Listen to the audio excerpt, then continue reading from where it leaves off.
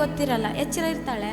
ಆಮೇಲೆ ಅವಳಿಗೆ ಏನಾಗ್ತಾ ಇದೆ ಅಂತ ಅವಳಿಗೆ ಶೇಕ್ ಮಾಡಿಕೊಂಡು ಗಟ್ಟಿಯಾಗಿ ದಿನಾಲ್ ಆಗ್ತದ ಹಾಗೆ? ಇಲ್ಲ, ಯಾವಾಗ ಯಾವಾಗ ಒಂದೊಂದು ಸಲ ಹಂಗೆ ಆಗೋದು.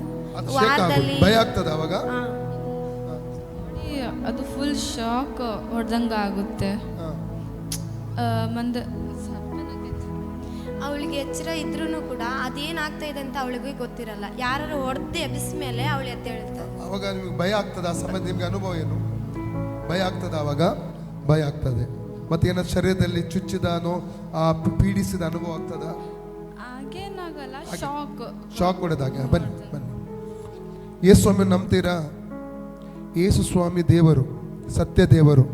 ಯೇಸು ಸ್ವಾಮಿ ಜೀವಿಸ್ತಾ ಇದ್ದಾರೆ. ಆ ಯೇಸು ಸ್ವಾಮಿ ಮಾತ್ರ ನಮ್ಮನ್ನು ಬಿಡುಗಡೆ ಮಾಡಲಿಕ್ಕೆ ಸಾಧ್ಯ. ತಂದೆಯಾದ ದೇವರೇ, ಯೇಸುವಿನ ನಾಮದಲ್ಲಿ ಪವಿತ್ರಾತ್ಮನ ಸಹಾಯದೊಂದಿಗೆ ಕರ್ತನೆ ನಿನ್ನ ಪಾದ ಪೀಠಕ್ಕೆ ಬಂದಿದ್ದೇನೆ. ಈ ಮಗಳನ್ನು ನಿನ್ನ ಹಸ್ತಕ್ಕೆ ನಾನು ಒಪ್ಪಿಸಿಕೊಡ್ತಾ ಇದ್ದೇನೆ ಸ್ವಾಮಿ.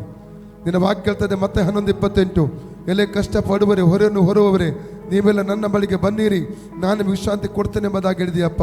ಕರ್ತನೆ ಅವಾಗ ಬರುವಂಥ ಶರೀರದಲ್ಲಿ ಕರ್ತನೆ ನಡುಗಿಸುವಂಥ, ಶೇಕ್ ಮಾಡುವಂಥ, ಅಲುಗಾಡಿಸುವಂಥ ರೀತಿಯ ಅನುಭವ, ಶಾಕ್ ತಗಲುವ ರೀತಿಯ ಅನುಭವ, ಭಯ ಬರುವಂಥ ಅನುಭವ, ಎಲ್ಲ ಅನುಭವಗಳಿಂದ ಈ ಮಗಳನ್ನು ಬಿಡಿಸಬೇಕ ಕರ್ತನೆ ಕೇಳ್ಕೋತಾನೆ.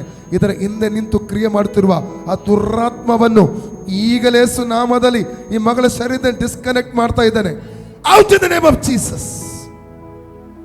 ರೋಮಾಕ ಶಂದಲ ರೇಖೆ ರಿಬಕ ಸಕರಬ, ಇವರ ನರಗಳ ಮೇಲೆ ಸೌಖ್ಯ ಪ್ರಕಟ ಆಗಲಿ. ಆ ಅನುಭವ ತಿರುಗಿ ಬರக்கூಡದು, ಆ ಬಂಧನ ತಿರುಗಿ ಬರக்கூಡದು, ಆ ವೇದನೆ ತಿರುಗಿ ಬರக்கூಡದು. ಯೇಸು ಕ್ರಿಸ್ತನ ನಾಮದಲ್ಲಿ, ಯೇಸು ಕ್ರಿಸ್ತನ ನಾಮದಲ್ಲಿ ಅಪ್ಪಣೆ ಇಡ್ತಾ ಇದ್ದಾನೆ. ಅದರ ಹಿಂದೆ ಇರುವಂಥ ದುರಾತ್ಮಕ್ಕೆ ಅಪ್ಪಣೆ ಕೊಡ್ತಾ ತಿರುಗಿ ಮುಟ್ಟக்கூಡದು. ಪರಿಪೂರ್ಣ ಫ್ರೀಡಮ್ ಉಂಟಾಗಲಿ ಮಗಳಲ್ಲಿ, ಯೇಸುವಿನ ನಾಮದಲ್ಲಿ.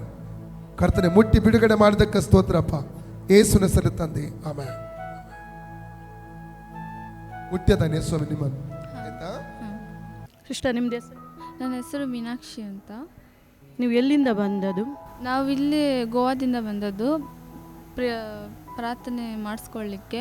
ಮತ್ತು ಅದು ನನಗೆ ಏನಾಗ್ತಿತ್ತು ಅಂದರೆ ಬಾಡಿ ಎಲ್ಲ ಮಲಗುವಾಗ ನೈಟು ಫುಲ್ ಶಾಕ್ ಹಿಡ್ದಂಗೆ ಆಗ್ತಿತ್ತು.